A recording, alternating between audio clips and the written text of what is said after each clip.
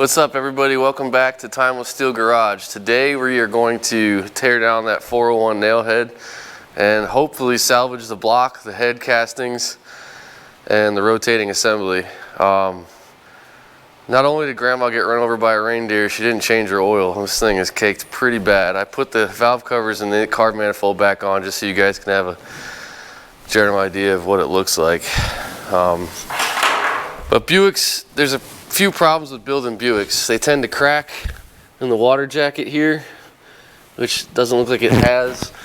The head castings are too thin to put hardened valve seats in, so if the valve seats are super corroded, they're pretty much one-time use heads. So there's a lot of rough stuff on this motor, but I just need the bare bones, and hopefully if we can get the pistons out without a ridge reamer, that's a good sign that we can just bore the cylinders.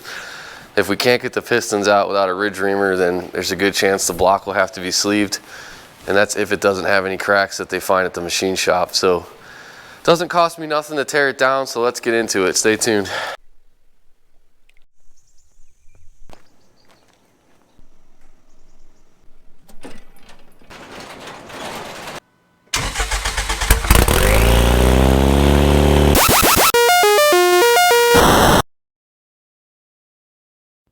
Alright, so starting out here by draining the oil, knocking off the lock washers on the exhaust manifolds, zip those out, no issues. Started taking the front accessories off, no issues there, until I get down to the timing cover. We'll talk about that later. Had a little bit, taking the fan off. I just used a pry bar to put some pressure on a pulley since there was no belt on. No drama there. Water pump was glued on with a lot of RTV. Timing cover is pretty much thrashed anyway. Started pulling the heads off. Surprisingly, nothing broke. But these heads are heavy. Rockers were a little sticky to get off, but they came off, didn't break them. Surprisingly, all the hydraulic lifters were moving by hand. They all still work. Alright, I just pulled the head off for the first time in probably since 1965. I'm actually pretty stoked. I had a little bit of milkshake on the last head bolt. I think it's a head gasket failure. Take this head gasket off.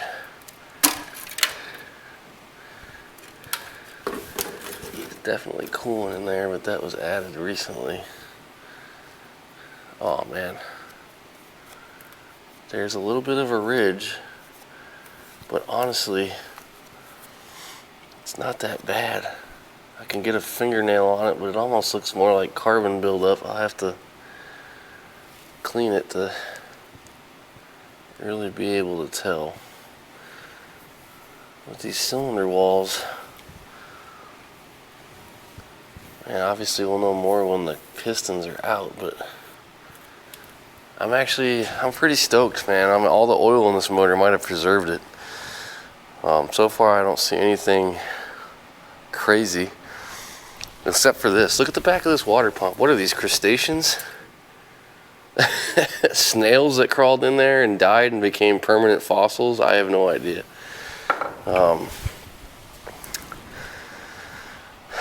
Yeah, so other good thing, so this motor turns over by hand super easy before I even started taking it apart. The previous owner claimed that they got it running like 7 years ago, the original family of the car. And they filled it with WD-40, the block, which I didn't believe until I drained it, and it was definitely WD-40. But there's signs of everything they're saying being true, because the cap is new, it had some new points on it, there was a new water pump on it, and 80,000 pounds of RTV. But the good news is it turns over easily, and all the lifters spun free by hand. So I really think this is hopefully going to be a good core here. And the other thing is these heads, these valves, like you can, from the portions of the valve seats that I can see, they look to be in really good shape. Only one, this one here is a little coked up, but I mean, the heads are filthy and they need a full rebuild, but I've got the things I care about most from this thing are the bare block and the bare heads. I really want to use the crank. I want to use the stock rods, put new pistons in it, and I'll probably send these as cores to Centerville Auto and Russ out there and just exchange them for his rebuilt units. But so far it's going along pretty well. It's pretty cool to open this thing up, you know. It's like detective time. What happened to this motor? But yeah, you can see a little milk shaking in this water jacket back here. Hopefully we don't find any cracks. We're gonna keep going. So I figured out it wasn't actually milkshake. It was just where I had sprayed a bunch of degreaser on the engine and it had kind of settled in that back corner, because I found it on this side of the head too. It was just a one bolt and it had that degreaser gray kind of look to it. Same with this head, no issues, although this one, when I popped it off, slipped out of my hand a little bit, so I had a scary moment there, but I caught it. Looks like it was split second in the video, but you get it. So I just pulled the distributor out. That thing was super hard to get out. It was stuck. I couldn't even turn it left or right. I had to tap it with a mallet a little bit. Started working on the lifters. Some of them were easy, some of them were not. I ended up having to give up on some of the lifters, and then I knocked them out through the bottom later on, once I had the bottom end of the motor out. I used a couple of flywheel bolts and a pry bar to lock the back of the crank so I could break the crank bolt loose, and then just got a harmonic balancer puller to pull that off. Right tool for the job. It was super easy. It took like 30 seconds, and if you didn't have a harmonic balancer puller, you're probably going to destroy it. So just get the right tool. And I'm excited for this block. It truly looks like a low mileage motor. I think the car says it only has 40,000 miles on it. I think it was a low mileage engine that never had its oil changed, but these cylinders look pretty good. I think they're going to clean up, you know, bore them over, and I have high hopes for this now after getting in here. Hopefully there's no other surprises, but I think our block and our heads are going to be good to go. And same thing with this head. I don't see anything. The valve seats look pretty good. So fingers crossed the machine shop doesn't find any cracks or anything crazy. I think we've got a good set of heads and a good block here to build. The bores look pretty good on this thing, so I'm actually pretty surprised. I expected it to look a lot worse inside. I think this thing is savable. Alright, so this is where I discovered that the timing cover someone had tried to take it off, probably to replace the timing chain, which they knew was slacked and bad, and replace a water pump, and then they gave up when they couldn't get the timing cover off. Snapped a couple of bolts and then covered the timing cover in a ridiculous amount of RTV. So I tried welding a nut on the bolt. The first one failed. I tried a second one, and then the nub just snapped. So the bolt that was in the head was just, or in the block, was just done, rotted. When I tried to get the timing cover off, it was cracked already around that bolt area, and it just made it worse. So that timing cover is definitely thrashed, and honestly had a lot of corrosion in the water pump area. It needs to be replaced anyway. Alright, so I just got done telling my wife how I haven't had to deal with any broken bolts on this thing yet, and when I got into the timing cover, somebody had, whenever they changed the water pump, had tried to take it off and broke a couple of bolts. And I'm assuming the reason they tried to take it off was because of this. That is not supposed to do that. That'll cause a little slap, slap, slap sound when you accelerate and let off the gas. So that timing chain has had it. There's a bolt stuck in the block there. That's nothing that the machine shop can't take care of.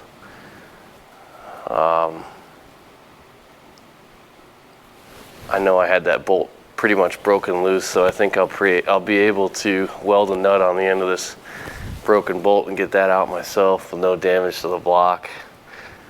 But yeah. All right, well, let's continue.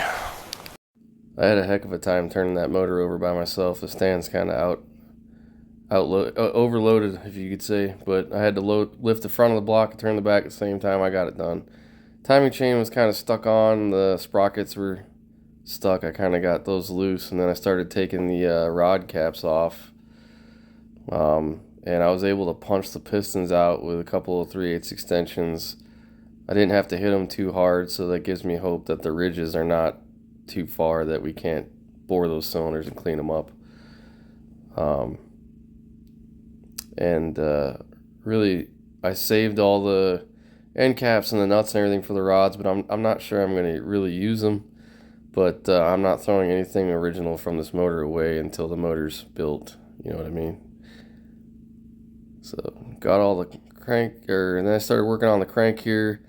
The crank bolts were super tight. I had to bust out the mega impact to break those loose, and I had to use a little sand mallet to kind of tap on the main caps a little bit to break some corrosion loose so I could get the caps out of the motor. The worst one was the one on the very rear of the block and the one in the very middle of the block. But I was able to get the crank out, and it does have some pitting and some burn on it, but I think it can be polished and cleaned up.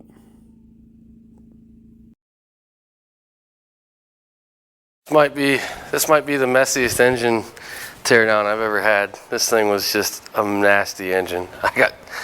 I got stuff everywhere. The shop has been destroyed, but it's all laid out in a logical sequence. The only things destroyed, I'm gonna need a new timing cover, timing chain set, obviously part of the rebuild stuff. I just wanted to show you guys some of the stuff that you find. I know Nailhead Buick, Matt out there at Centerville Auto's got articles on this, how to properly start a bower and find. I think that this motor was started by the family about 7 or 8 years ago. But just look at the sludge in here. I mean, the oil pickup screen was full of it. And what I think they did is introduced a bunch of bad stuff into the motor by doing that, because it doesn't really make sense. The cylinder walls look pretty good, but the rod bearings and stuff are thrashed. I mean, my gloves are pretty dirty, but there's some significant wear on the rods. Everything's such a mess, it's kind of hard to show you guys, so you're just going to have to trust my judgment. But all the rod bearings have definitely had trash go through them. So I think the oil probably wasn't changed regularly on this motor. And I also think that it sat for a long time, and when they got it running, they just ran a bunch of trash through it. But really, I don't see anything. The crank looks okay. Unless the machine shop tells me something crazy, I think this thing's going to be good to be rebuilt. You can still see the original cross hatching in the bottom of the cylinders where the piston doesn't touch. But the ridges were not bad enough that I couldn't get the pistons out. So I think, 60 over is a possibility. Only thing I got left to take off the block is the freeze plugs, oil adapter, a couple of lifters that are still stuck in there, and then I got a broken bolt here for the timing chain cover that I'm going to have to try to get out. I'll probably weld a nut on there. I had already loosened it up, so I think she'll come out. If not, the machine shop will just have to drill it. But there it is. It looks like a mess, but it's all logically laid out. My plan now is, I've got lifters laid with the right where they go. I've got the pistons where they go. I was originally thinking I was going to reuse the rods, and I don't know if I even want to reuse those. It's funny taking this thing apart. All these wrist pins are pretty well stuck until I got some movement going into them, but it's the rotating assembly turned over really easily by hand, but Yeah, it's cool, man. These Buick pistons are massive because the way these heads are, they go super far into the top of the head. I don't know. It's a cool engine. It's definitely a cool engine. So we got the crank, we got the block, we got the heads. We've got some core parts that I'll exchange. We've got everything else laid out on the floor. I probably will need a new oil pan, definitely a new timing cover. The rest of the accessories and stuff we can salvage, the brackets and all that kind of stuff. So now's the hard part. I'm gonna probably just roll this stuff out into the driveway, get the pressure washer out, and try to just blow as much of this garbage off of these parts as I can. And I'm gonna clean that block up and stuff as best as I can before I take it to the machine shop, which isn't gonna happen anytime soon. This is down the road, but I'm trying to bag and tag these parts, get everything organized, get everything I need off that donor car, get rid of that car, have this thing boxed up in a Pelican, slid underneath the storage rack here, and just ready to go. So when the time comes to rebuild it, I can take the block out. I'll probably shift the block to someone that actually knows what they're doing with Nailhead. Same with the heads. But messiest teardown ever. Ironically, only a couple of broken bolts. So, oh yeah, the other thing is those exhaust manifolds. One of them might be salvageable, but the other one's definitely thrashed. And Buick uses, I think it's a different manifold on each side, if I remember correctly. So, anyhow, thanks for tuning in to Time with Steel. Go ahead and hit that subscribe button, hit that like button. I appreciate the support. We'll see you next time. Thank you.